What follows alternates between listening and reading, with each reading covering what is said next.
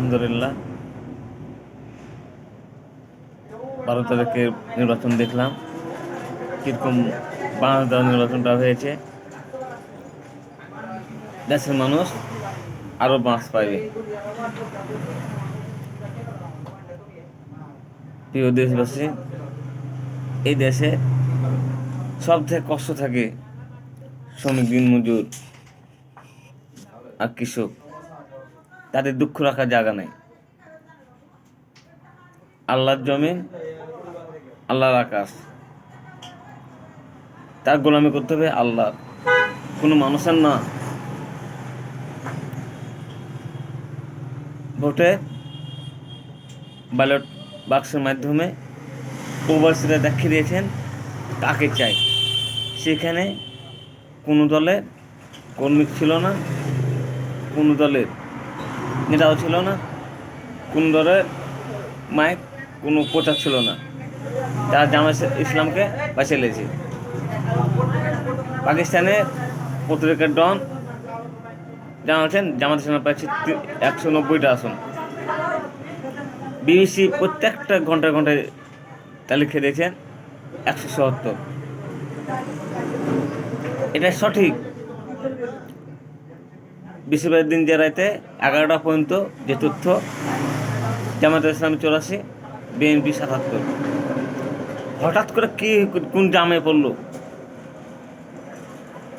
সব media active, সব television বন্ধ। সকালবেলা 7টার সময় ধানের শেষ 206, বিএনপি 67 কমে গেছে। এটা কি শেয়ার বাজার? আপনারা আর প্রবাসী যারা ভোট দিয়েছেন যে ভাইয়েরা অদূর থেকে, তাদেরকে ভোটের কী অবস্থাটা? অত দেখলেন এখন পাওয়া গেল না। হিসাবে জামাত ইসলামী 177 পার হয়েছেন। ভিডিওটা প্রবাসী ভাইকে শুনিয়ে।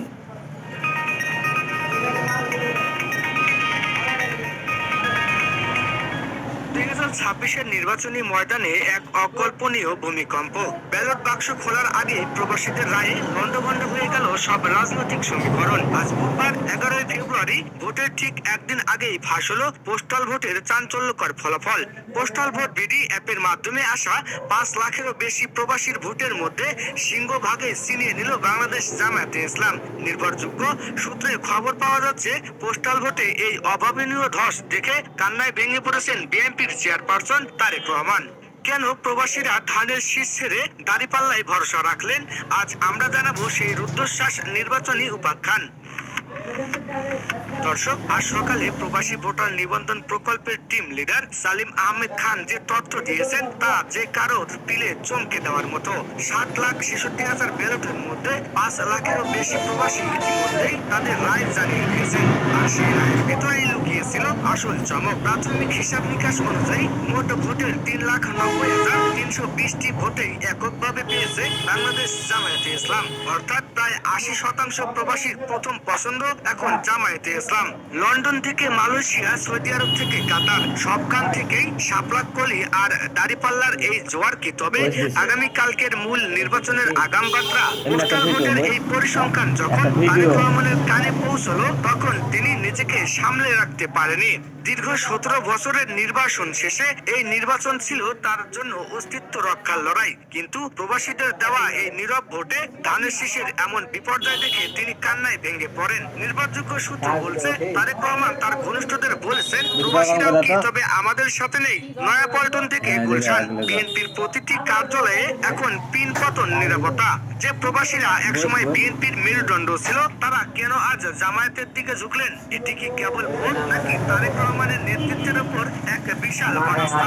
অন্যদিকে জামাত শিবিরে এখন উৎসবের আমেজ। আমিরের জামাত ডক্টর শফিকুর রহমান প্রবাসীদের এই ভালোবাসায় সিক্ত হয়ে কৃতজ্ঞতা জানিয়েছেন। 3,90,000 প্রবাসীর এই ভোট প্রমাণ করে প্রবাসী থাকা শিক্ষিত ও সচেতন সমাজ এখন জামায়াতের ইনসাফ কায়েমের রাজনীতিতে আস্থাশীল। পোস্টাল ভোটের এই ফলাফল রাজপথের কর্মীদের মধ্যে বারুদের মতো কাজ করে। আগামীকালকের মূল ভোটে 170 আসনের যে স্বপ্ন জামায়াত দেখছে, এই ফলাফল যেন তাকে এক ধাপ এগিয়ে দিল।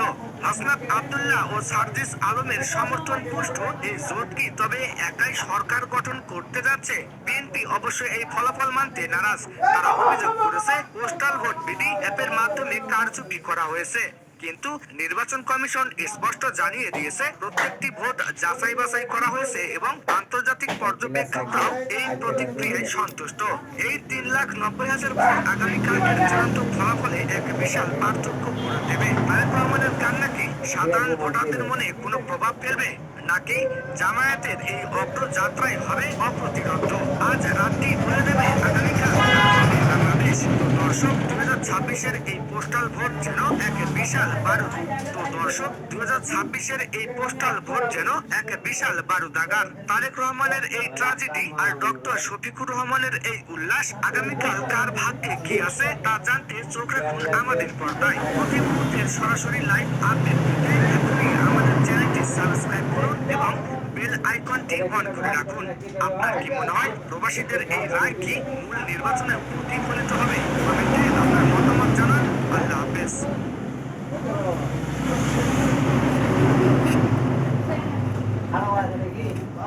আপনারা কি দেখলেন কমেন্টে জানাবেন।